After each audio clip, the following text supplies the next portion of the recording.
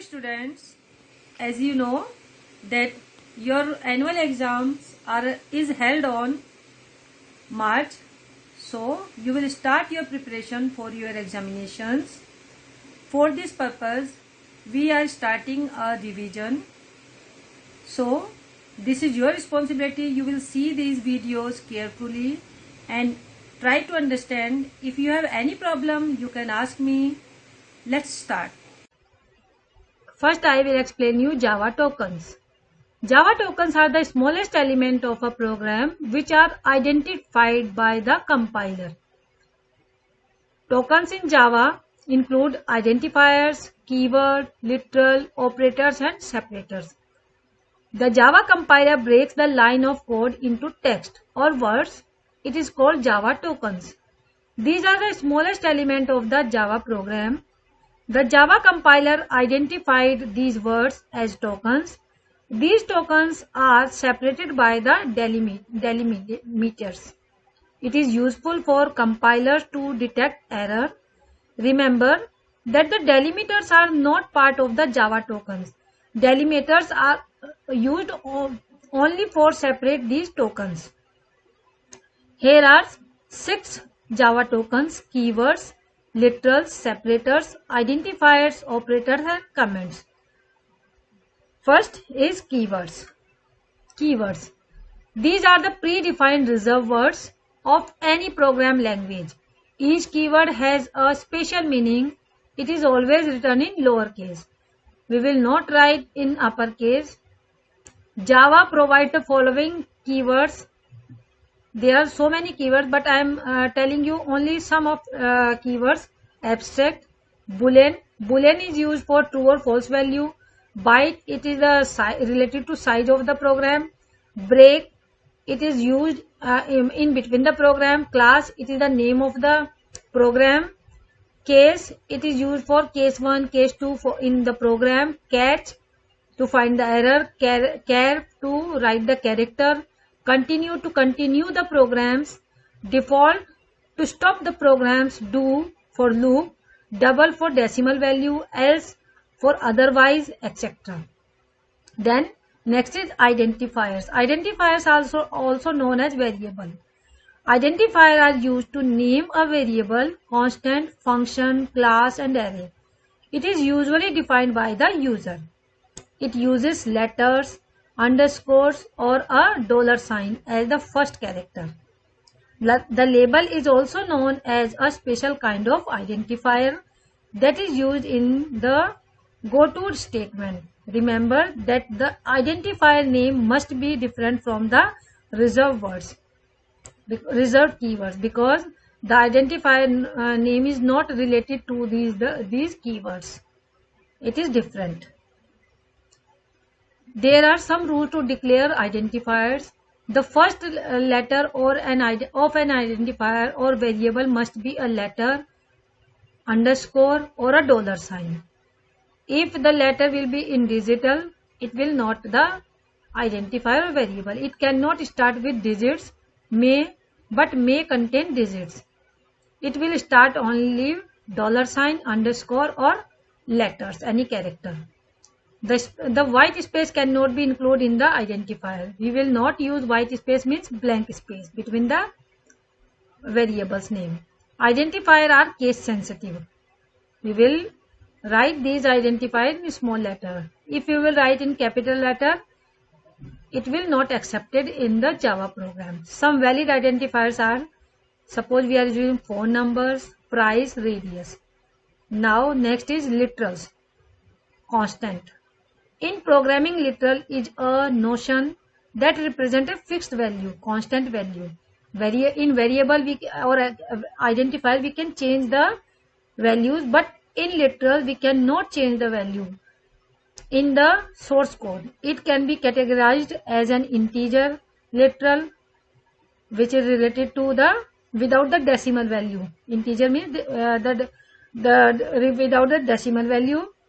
String literal, a set of characters, means a word.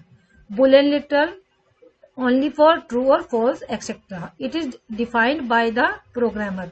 Once it has been defined, cannot be changed.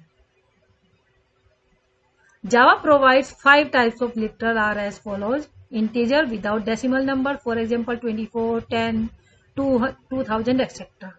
Floating point with decimal points number, for example 23.5, 10.50. Character, all alphabet in upper or lower case, digits and special character enclosed within single quotes only. For example, A written in single quotes, this is also character. B written in single quotes. 3 by the name of 3 we can, if we will write 3 without single quotes, that will become integer. If we will write these 3 this digit in single quotes, it will become a character, and asterisk sign, etc. String, a group of character enclosed within a pair of opening and closing double quotes. When we will write the group of character in double quotes, this will be the string. Understanding computer, it is also string. Year 2020 in double quote, it is also string, etc. Boolean, true or false value. Next, token is operators. In programming, operators are the special symbol that tells the compiler to perform a special operation. Java provides different types of operator that can be classified according to the functionality they provide. There are 8 types of operator in Java. First is arithmetic operators, which are using for these functions. This is used for sum, this is used for subtraction, this is used for divide, this is used for multiplication, and this is used for modulus or remainder. This is assignment operator, equal, plus or equal, minus or equal, multiply or equal, divide or equal, both are the, and modulus or equal, and exponent or equal. Relational operator, these are related to the relation. It will become the two operator value will be same. Not equal, less than, greater than, less than equal, greater than equal. Unary operator. If we will write 2 times plus plus, it means it will increase one value in that operator.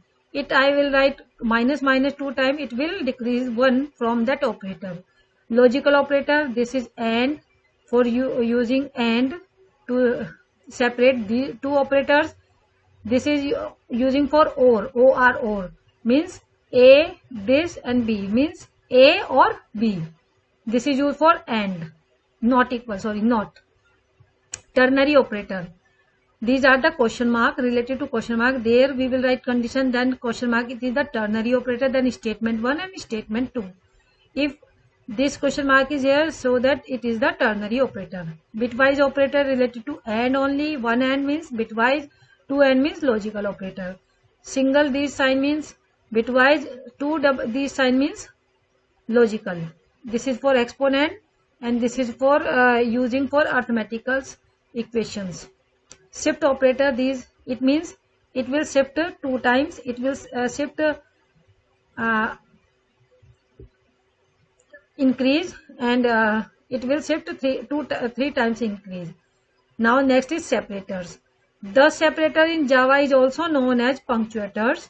There are 9 separators in Java are as follows. They are using to separate 2 values. These signs related to the separate of the Java variables. These are using for separate the variables. Now next is comments. It allows us to specify information about the program inside our Java code. Java compiler recognizes these comments as tokens, but excludes it from further processing. The Java compiler treats comments as white spaces, means blank spaces. Java provides the following 2 types of comments. Line oriented, it begins with a pair of forwarding slash. This is the single line comments. Block oriented, it begins with forward slash and including asterisk sign, and continues until it founds this. This is the starting and this is the ending. Now these are the Java tokens. Now I am telling you about the data types in Java. Data types specify the different size and values that can be stored in the variable. There are two types of data types in Java. Primitive data types. The primitive data types include boolean, true or false value, char, character value, byte for 8 characters, short, then int without decimal value, long, float with decimal value, and double is also a decimal value. These are the primitive data types. Non-primitive data types. The non-primitive data types includes classes, interfaces, and array. Only three non-primitive data types are here: classes, interfaces, and arrays. Now, there are 8 types of primitive data types, which I told you in previous page. But here I am telling you what is that primitive data type. First is Boolean data type. The Boolean data type is used to store only two possible values, that is true and false. Byte data type. The byte data type is an example of primitive data type. It is an 8-bit. Sign is to 8-bit. It stores only 8-bit. Char data type. The char data type is a single 16-bit value. Unicode character. It will store characters, but the size of this is 16-bit. The char data type is used to store characters only. Short data type. The short data type is also 16-bit, but in char data type it stores character, but in short data type it stores the integers value. By default, the value of short data is 0. Int data type. The int data type value will become 32-bit. Its size is 32-bit. Two complement integers are here, or two short integers are making a int data type. Now long data type. The long data type is 64-bit. It is greater than the integer int data type, so that it stores 64-bit two complement integers. Float data type. The float data type is a single precision 32-bit. Double data type, but it related to the decimal value. Double data type, it is also a long data type, but it is related to the decimal value. Only difference are decimal values here. These are the data types. Now type conversion. When you assign value of one data type to another, the two types might not be compatible with each other. If the data types are compatible, then Java will perform the conversion automatically, known as automatic type conversion. And if not, then they need to be casted or converted explicitly. For example, assigning an int value to a long variable. It is known as automatic type conversion. Now there are two types of conversion: implicit type and explicit type. Implicit type casting. This type of conversion takes place when two data types are automatically converted without any intervention of the user. And explicit type casting, in some cases the required data depends upon the user choice, but is not dependent on the system. Only it is dependent on user choice. The user forces the system to get back into the desired data type, and this is known as explicit type conversion. I will explain these two types. Here I am explaining only definitions, but I will explain these two types of conversion, these two types of casting in 9th class. Now I am explaining the Java mathematical functions. The Java math class has many methods that allows you to perform mathematical tasks on numbers. First is math.max. By the name of this max, there are two integers x and y. You will find the maximum value of this. The math max xy method can be used to find the highest value of x and y. If there are, we will write two values. So for example, maths.max 5, 10. Then answer will be 10 because maximum value will be 10. So that answer will, by mistake I have written 5. This will be 10. This is wrong. This will be 10 because I am finding the maximum value, and maximum value will be 10. So that answer will be 10 here. Same way maths.min. Here this is wrong. Here I am written 10. Here I will write 5 because it will find the lowest value between of these two values. The lowest value will be 5, so that answer will be 5. By mistake I have written 5 in math dot max and 10 written by math dot min, so that it will be the change the value. Now next, maths dot sqrt x. The maths dot sqrt method return the square root of x. It will return the square root of that number, which number we are stored here. For example, maths dot sqrt and 64 here. 64 square root will be 8. So that answer will be 8.